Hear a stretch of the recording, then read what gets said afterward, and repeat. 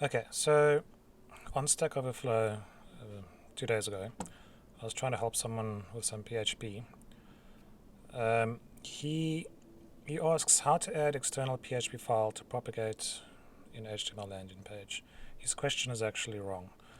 He was basically getting a blank page, a white page, no errors, no nothing. So, he couldn't figure out what was wrong. His first thing was he had used index.html as his file name, which is wrong. Well, not wrong. You can configure your server to run HTML files as PHP files, but you generally don't do that. So the first thing to do would have been to rename index.html to index.php. I've copied what he's done, so let's do that quickly. So I've copied what he's done here. Database handler just echoes out hello world, and this is an HTML file with some PHP inside of it. And if you run that, nothing, white page. Why? Because it doesn't know what to do with it. If you look at the source code of that page, there it is, as is. It's not turned into PHP in any way. So, alright, so let's rename this to index.php and try run it now. Still nothing. Why?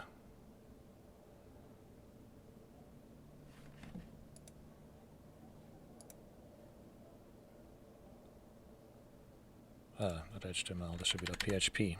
Sorry. Okay, run it, and there we go. Hello world. But let's explore that. We had this HTML, right? Blank page. So the second thing he could have done is add. Okay, if he was on a production server, his error codes would have been hidden, as it is here. There's no error code because the file name is wrong. Yeah, your errors are hidden on a production server to stop hackers from getting onto your server, etc., etc. So if you happen to be on a production server, you can just turn it on, and it's incredibly easy to do that. It's literally something like that. Whoops.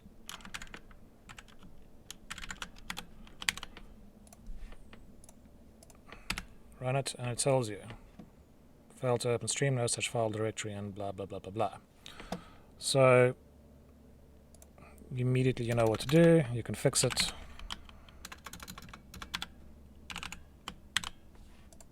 And there it is. It works. Okay,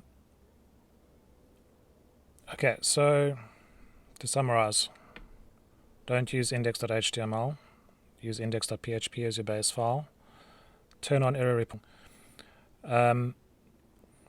If you still get a white screen, I mean, you shouldn't. You really shouldn't. I mean, even if you break the code, your editor is going to tell you what's wrong, and it's going to tell you. Okay, here it's giving you a 500 error, bad code. Surprise is not giving an syntax error.